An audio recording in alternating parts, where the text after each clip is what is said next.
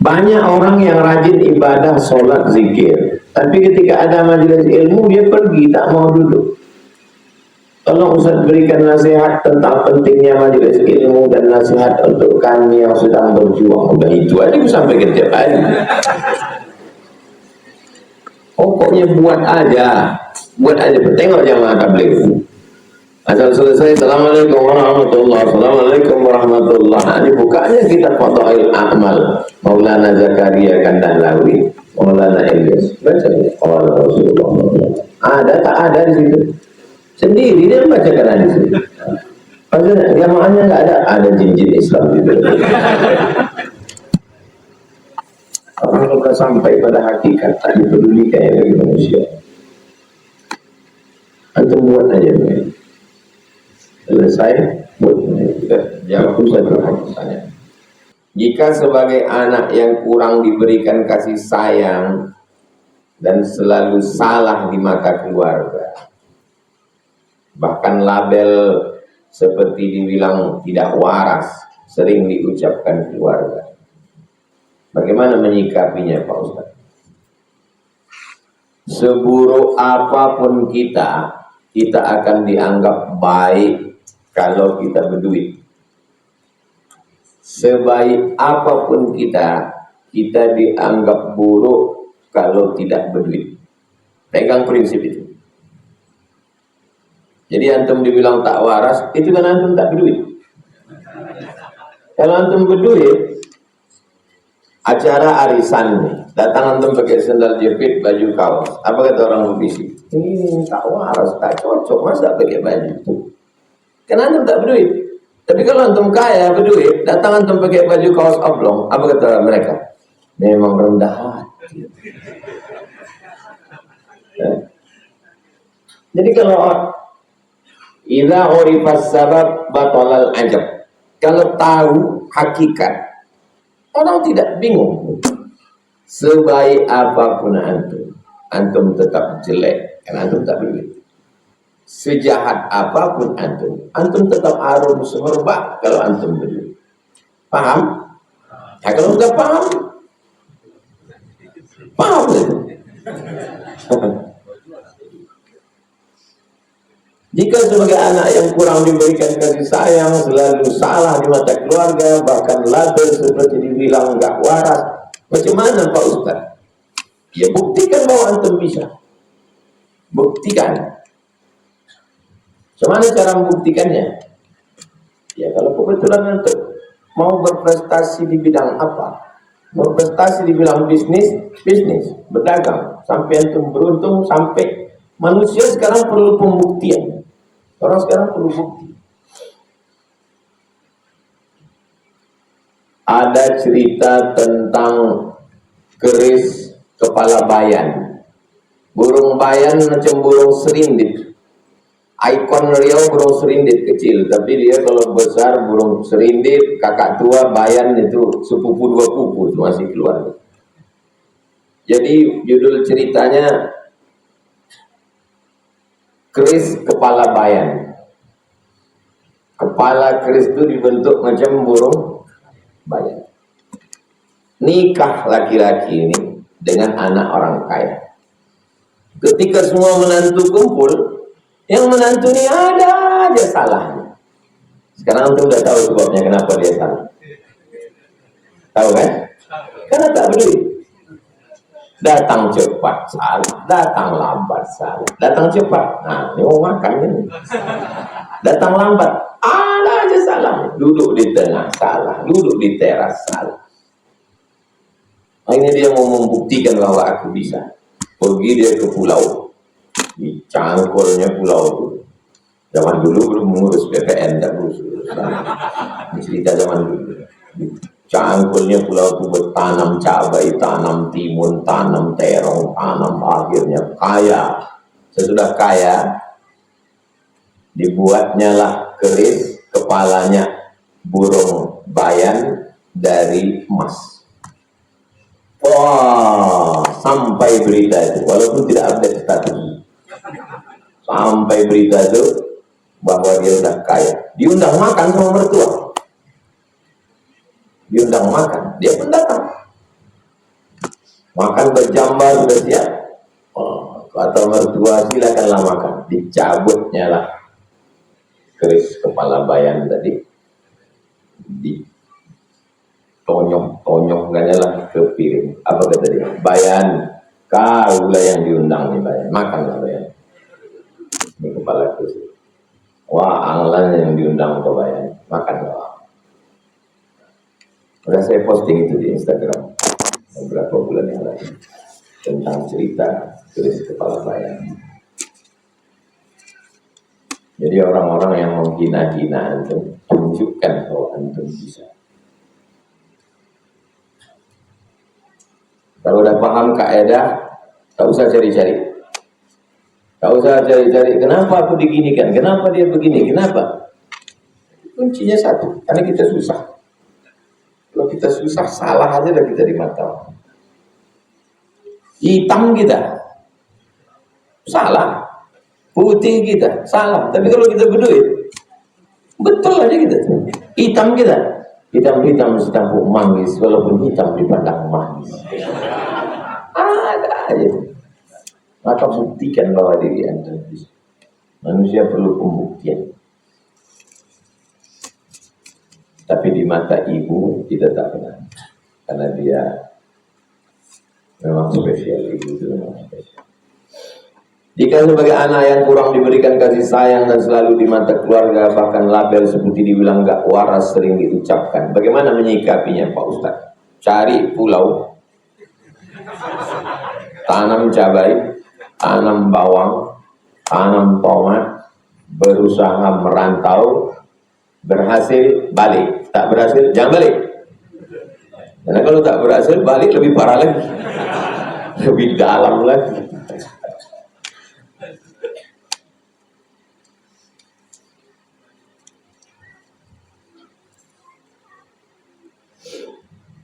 Bolehkah kita mengorbankan orang tua? Berkorban untuk orang tua. Bahasa Indonesia salah. Bolehkah kita berkorban untuk orang tua? Mengorbankan orang tua menjemboli orang tua. Sudah meninggal. Menurut mazhab Syafi'i, berkorban untuk orang tua itu kalau orang tua itu meninggalkan wasiat. Nanti kalau aku meninggal, kau korbankan.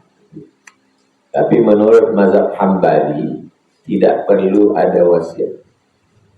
Pokoknya asal kita berkorban.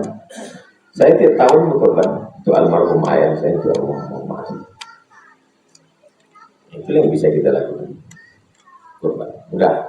Udah saya kirim nama-nama, ini nama. Jadi silakan aja kita berkorban. Dalilnya mana? Dalilnya waktu Nabi menyembelih. Allahumma hadza an Muhammad wa ali Muhammad, ini kusembelih untuk Muhammad dan untuk keluarga Muhammad. Diambilnya satu lagi kambing. Allahumma hadza an Muhammad wa ummati Muhammad, ini kusembelih untuk Muhammad dan untuk umat Muhammad. Padahal waktu itu keluarganya sudah ada yang meninggal dan umatnya sudah ada yang meninggal. Menurut ulama, itulah dalil bahwa berkorban untuk orang meninggal dunia itu sampai. Nah, jadi ya dong, ini 2.700.000 untuk saya, ini 2.700.000 untuk emak saya. Nah, gitu. Atau dibuat satu sapi buat 7. Aden, amak den, bini den, anak den, amak den, apak den, epso den, sarden. Itulah waktu kita sudah meninggal dunia.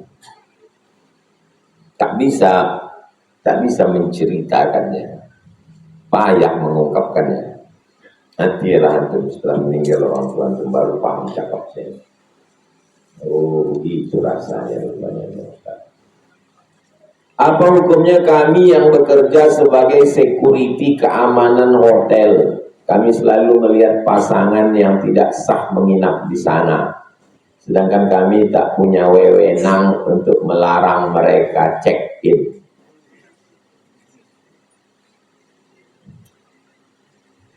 Pindah ke hotel syariah yang mewajibkan menyerahkan KTP dan surat nikah. Man ra'a minkum mungkaran, siapa di antara kamu yang melihat kemungkaran, falyughayyirhu biyadihi, robah dengan tangan. Punya pistol, punya pentungan yang mestinya dipakai untuk mencegah kemungkaran, dia pula mengamankan. Datang pasangan, tidak laki bini ke hotel, kau punya pistol, kau punya seragam, punya tentungan, mestinya kau yang menegakkan nahi mungkar, kau pula mengamankan. Datang FPI mau menangkap, FPI itu pula yang kau tangkap. Kan bonga itu. Gara-gara apa? Hanya gara-gara digaji oleh hotel. Cari pekerjaan yang halal. Hotel yang membiarkan prostitusi, jangan kita di situ, tak tertahankan kita azabnya itu. Kecuali pilihannya cuma dua, mati atau bekerja di situ. Saya Pak Ustadz kalau tak kerja di situ mati, boleh. Sementara dapat kerja lain. Aku Pak Ustadz kalau tak bekerja aku di hotel ini mati aku Pak Ustadz. Nah, kerjalah di situ, sementara dapat kerja lain. Tapi udah 3 tahun tak resign. Yang namanya mencari kerja lain itu ada batas waktunya. Buka usaha, jualan, menjahit, macam-macam. Hidup ini yang dicari kan cuma dua, makan, pakai. Itu cuma hidup, makan, pakai. Yang dimakan busuk, yang dipakai lapuk. Habis, itulah hidup. Hakikat hidup ini cuma makan, pakai, yang dimakan busuk, yang dipakai lapuk. Habis. Itu pun berdosa pula kita. Hanya gara-gara cari makan. Kasih duit ke anak bini. Tiap hari menengok orang check-in. Salam kayaknya 10.000, dibisikkannya, aman kan ya Pak? Tidak.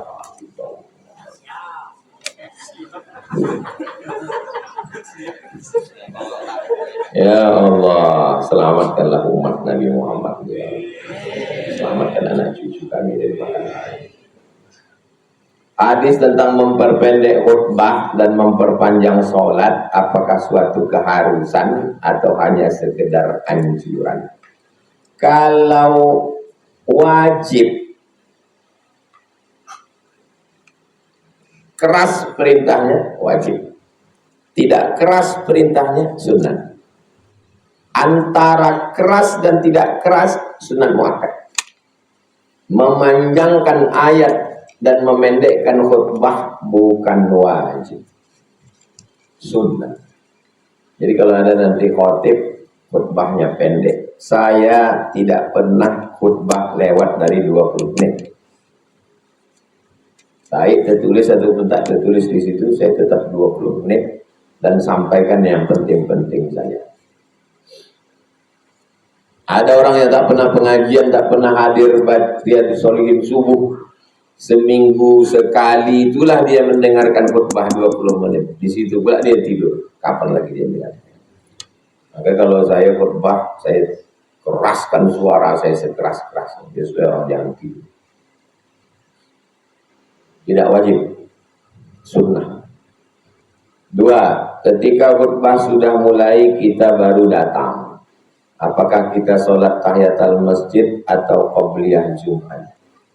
Nabi sedang khutbah, masuk sahabat Nabi, duduk dia, kata Nabi, berdiri engkau, wa sholli rak'ataini, sholat sunat 2 rakaat. Sholat sunatnya jangan di depan khatib, di dalam mengganggu. Sholat sunat di pinggir-pinggir, di emperan. Saya sholat sunat tahiyatul masjid atau qabliyah Jumat? Kalau tahiyatul masjid tak dapat qabliyah Jumat. Tapi kalau qabliyah Jumat dapat tahiyatul masjid. Masuk masjid, waktu tinggal 2 menit. Kalau tahiyatul masjid tak dapat qobliyah subuh. Tapi kalau qobliyah subuh otomatis dapat tahiyatul masjid. Jadi kalau begitu qobliyah atau tahiyatul masjid? Bagaimana hukum khotib yang lasak ketika khutbah? Dikasih dia tongkat supaya tak lasak. Ada jenis manusia ini kalau bercakap, ada saya tamu itu kan banyak, tamu macam-macam. Ada yang modelnya dia, ada yang model awak belah khawatir tercucuk. Yang lasak itu dikasih dia tongkat. Dulu tongkatnya itu tombak sama pedang, supaya tangan kita begini. Kita yang udah terbiasa tangan begini-gini kasih tasbih. Tujuan memegang tiang, memegang tongkat itu supaya tangan tak isi. Khutbah itu bukan tabligh akbar, bukan ceramah. Tengok khutbah saya, mana pernah tangan saya begini.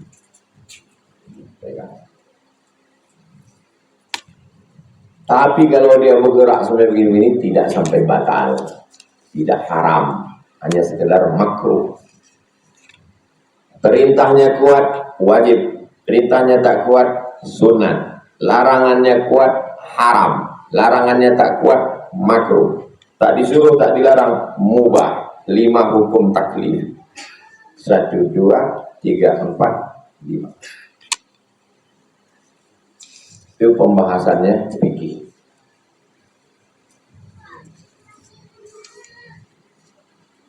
Ketika sedang sholat berjamaah, saya teringat ibu. Saat itu juga air mata saya menetes. Apakah batal sholat saya, Pak Ustaz?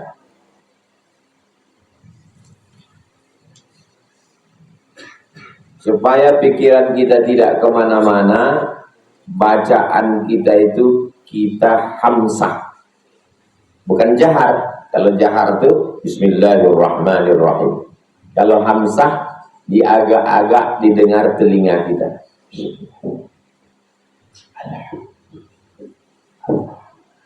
Itu untuk membantu mulut membaca, telinga mendengar, masuk ke otak, masuk ke hati, sehingga dia terhalang untuk memikirkan yang lain. Nafas diatur. Allahu akbar kabira, alhamdulillahi katsiran, wajjahtu wajhiya lilladzi fatara as-samawati wal arda hanifan inna sholati wa nusuki wa mahyaya wa mamati lillahi. Insyaallah kita tak ingat. Kunci pertama dibaca di mulut, didengar telinga, masuk ke pikiran, masuk ke hati, diatur nafas. Yang membuat kita bisa pikir kemana-mana itu kalau tak kita baca di mulut, nafas tak diatur, mulut kita diam. Nah itulah bisa balik ke kampung, jumpa sama emak, nangis pula. Seandainya waktu sholat itu menangis, apakah batal sholat? Tidak batal. Karena kalau batal sholat karena menangis, berarti batallah sholat orang di Masjidil Haram. Syekh Abdurrahman Sudes asal lewat ayat neraka nangis. Kullama nadijas juluduhum baddalna juludan ghairaha liyadhuqul azab. Ketika kulit mereka gosong melepuh karena api neraka, kami ganti dengan kulit yang baru supaya mereka merasakan azab. Menangis imam. Tidak batal. Kebetulan posisi ibu dengan saya berjauhan, Pak Ustaz. LDR, long distance relationship, hubungan jarak jauh. Siapa yang tak menangis dengan orang tua? Berarti hatinya udah beku. Berarti hatinya sudah kebas, sudah mati rasa. Orang yang tak bisa menangiskan orang tua sudah mati rasa. Bagaimana hukum orang menunda membayar hutang sementara dia mampu membayarnya? Matlul ghani zulmun.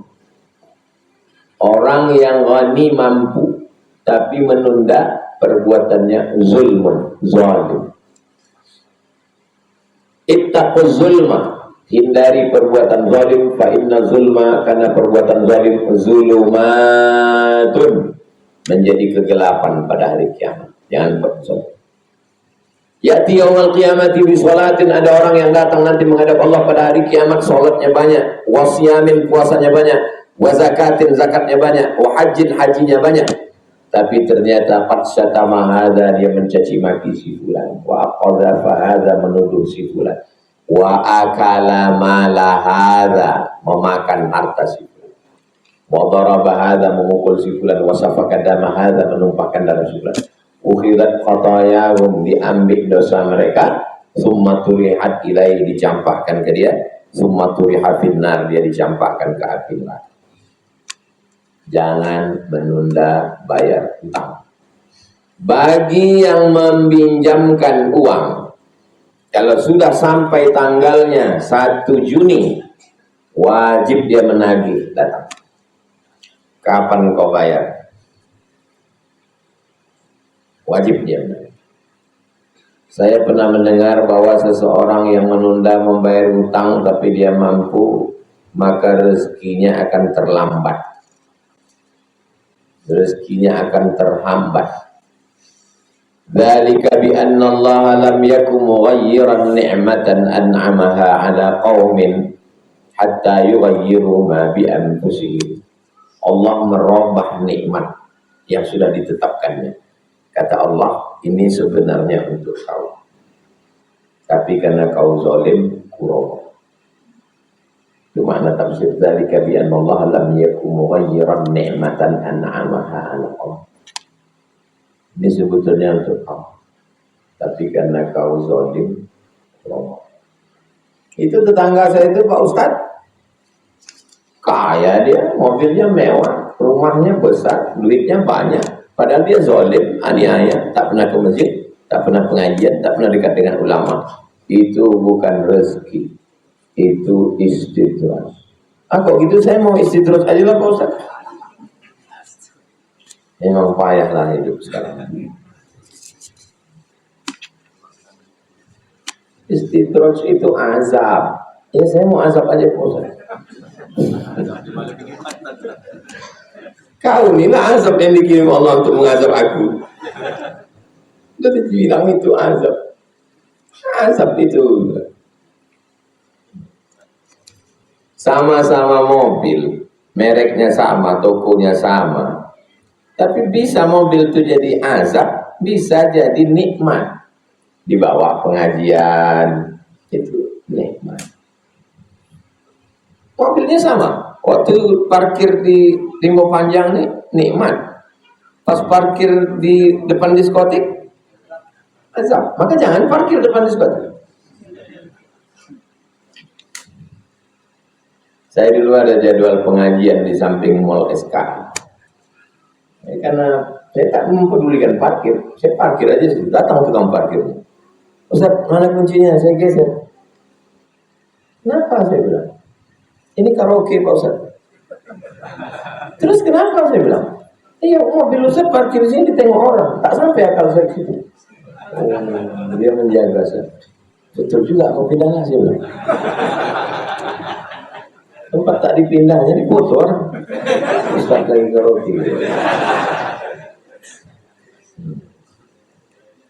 Begitulah tukang parkir itu menjaga saya. Tapi dia pula menjaga parkir situ. Dia sayang sama kita, sama diri dia sendiri dia tak sayang.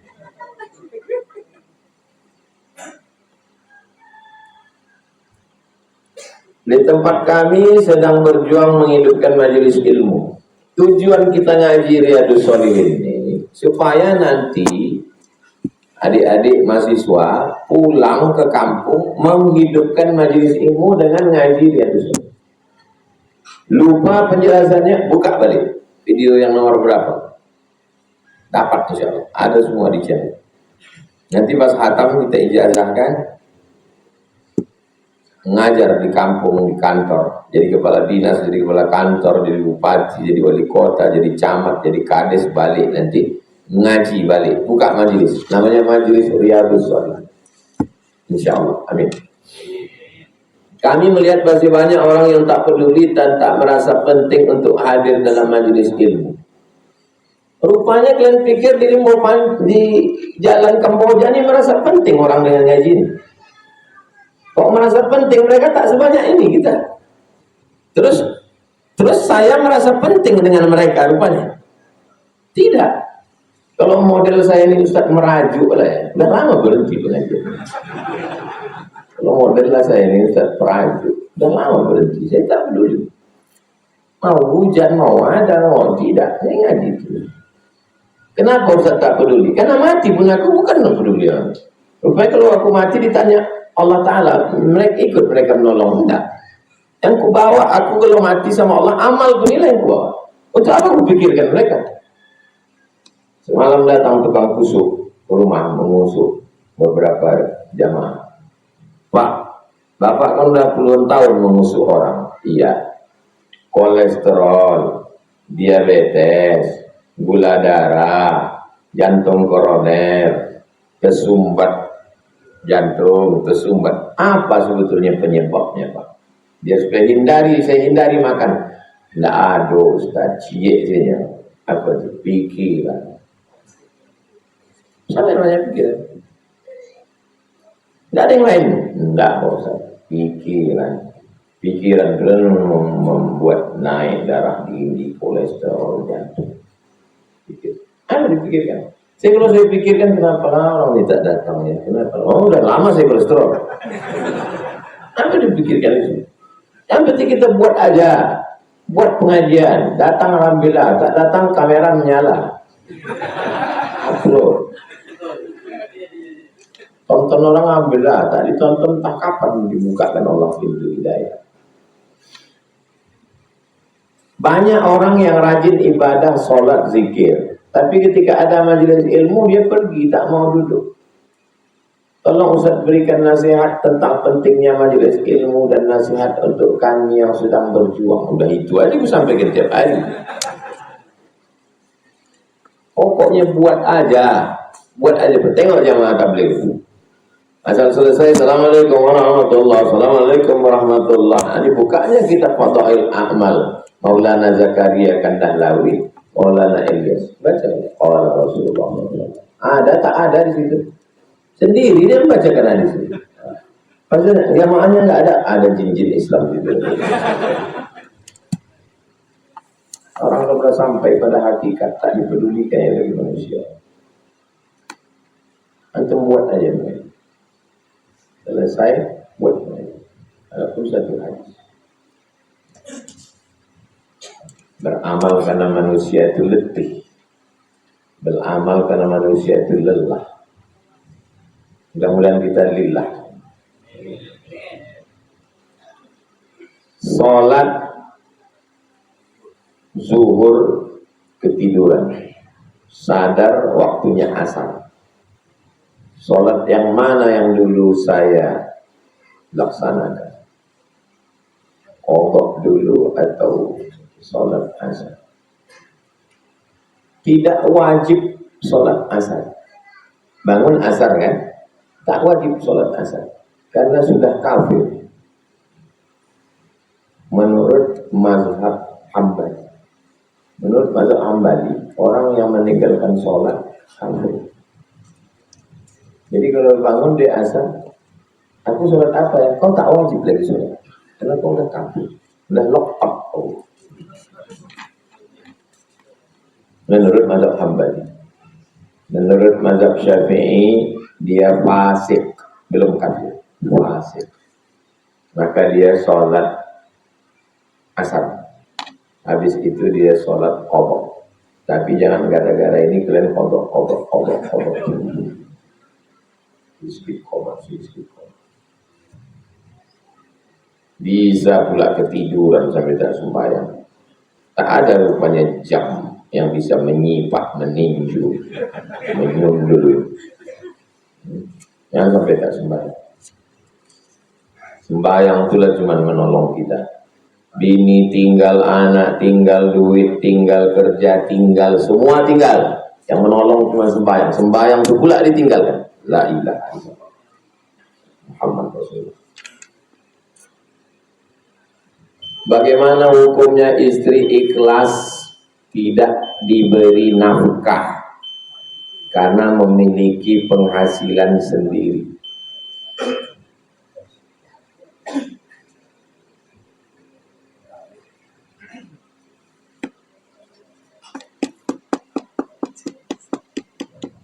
Dia menggugurkan haknya. 1 bulan dia dikasih 3 juta untuk makan, pakai, tempat tinggal, pendidikan, perhatian. Makan, beras, minyak, gula, cabai, pakai, ganti baju, jilbab, kaos kaki, dan seterusnya. Tempat tinggal, angsuran rumah atau kontrakan, pendidikan untuk guru mengaji, perhatian, skincare. Lalu dia menggugurkan haknya. Kata dia, bang, abang mau ngasih aku 3 juta, warisan ayahku 300 juta sebulan.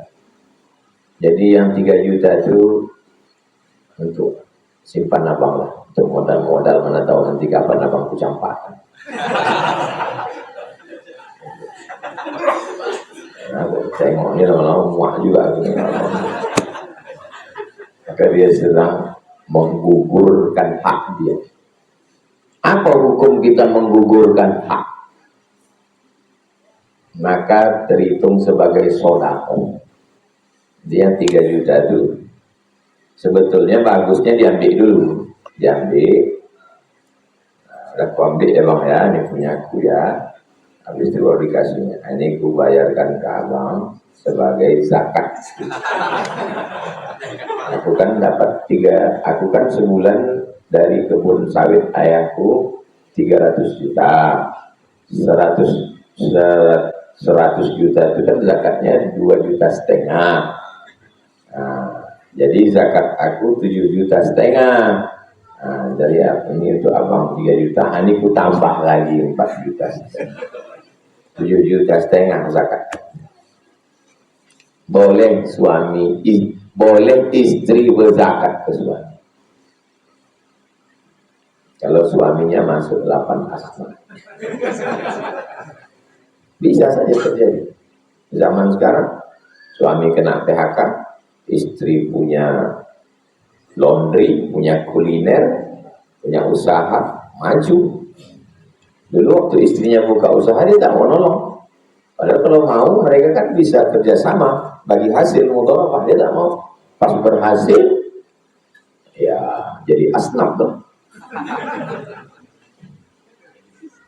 Berapa ukuran memberi nafkah yang sesuai standar dalam Islam? Wa ashiruhunna bil ma'ruf. Pergaulilah mereka bil ma'ruf, dengan baik. Kenapa tidak bil khair? Kenapa tidak bil hasan? Kenapa tidak bil jayyid? Kenapa tidak bil tayyib? Kenapa tidak bil mumtaz? Kenapa tidak bil ahsan? Kenapa dipakai kata bil ma'ruf? Karena ma'ruf itu diambil dari kata urf. Urf. Dasar pengambilan hukum dalam Islam ini 10. Quran, hadis, ijma', qiyas, sadduz zara'i, qaulus sahabi, istihsan, istishab, syar'u ma qablana. Urf. Urf artinya kebiasaan. Wa asyiruna bil ma'ruf, pergaulilah mereka menurut kebiasaan. Menurut kebiasaan orang di Pekanbaru. Menurut kebiasaan orang di Riau. Yang tidak standarnya terlalu tinggi dan tidak terlalu rendah. Bukan anak pejabat, bukan anak orang kaya, bukan anak bangsawan, bukan anak Wan Said Tengku. Tapi orang yang biasa. Berapa? Nah, itulah yang jadi standar. Tak sama belanja di Riau dengan di Papua. Urf kita yang di sinilah yang dipakai. Jadi tak bisa main angka nominal. Makanya tak ada kuah mengeluarkan angka nominal karena bil urf, bil ma'ruf, menurut standar kita di Rimbo Panjang ini berapa? Nah, bayarkan. Itulah kaji kita subuh ini. Di akhir majelis mari kita berdoa mudah-mudahan kita bisa berbakti ke orang tua, berbuat baik kepada keluarga, berlapang dada kalau mendapatkan respon yang kurang. Semakin besar ekspektasi, semakin besar kekecewaan. Semakin besar, semakin tinggi harapan, semakin dalam sakit hati. Maka kalau mau tidak sakit hati, jangan punya harapan. Kalau tidak mau kecewa, jangan punya ekspektasi. Beli minyak, gula, cabai, bawang, tomat, beras, bungkus, kasih. Jangan berharap WhatsApp, jangan berharap terima kasih, jangan berharap ditelepon balik. Anggap macam membuang sampah. Datang WA-nya terima kasih, alhamdulillah. Tak datang pun kita tak menunggu. Karena kalau kita tunggu tak datang-datang, kita kecewa. Kalau kita kecewa, mulut kita bercakap. Kalau mulut kita bercakap, pahala hilang, beras sudah melayang. Dapat dosa pula lagi. Itu gara-gara karena tak sanggup dulu maka saya tak nolong sampai sekarang. Salah juga. Daripada saya berdosa, Pak Ustaz. Apa beda kita dengan orang tak ngaji? Kita udah ngaji. Balik dari sini, beli beras, beli gula, beli minyak, bungkus, kasihkan ke keluarga-keluarga tak mampu. Diuji, menguji. Kalau bisa kuat, berarti berhasil kaji subuh. Kalau tak kuat, gagal. Anda belum beruntung. Beli sembako sekali lagi. Ala hadhihi niyah al-Fatihah. A'udzubillahi minasyaitonir rajim. Bismillahirrahmanirrahim. Alhamdulillah rabbil alamin arrahmanir rahim maliki yaumiddin. Iyyaka na'budu wa iyyaka nasta'in. Shiratal mustaqim. Shiratal ladzina an'amta 'alaihim ghairil maghdubi 'alaihim waladdallin. Allahumma shalli 'ala sayyidina Muhammad wa 'ala ali sayyidina Muhammad.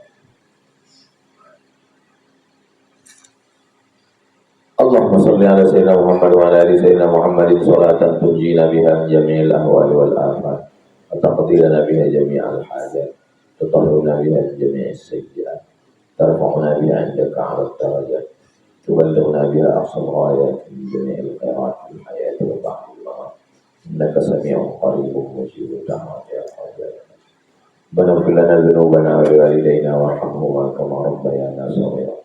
Allahumma ja'alna minal mutawassilin, jadikan kami orang-orang yang tetap bisa menyambung tali silaturahmi. Allahumma awsi' arzaqana, lapangkan rezeki kami supaya kami bisa berbagi ke saudara-saudara kami ya Allah. Ya Latif, ya Latif, ya Latif, Engkau yang Maha lembut, ultuf bina, lembutkan hati kami ya Allah. Allahumma ja'alna barrina li abaina, jadikan kami orang yang berbakti kepada orang tua kami.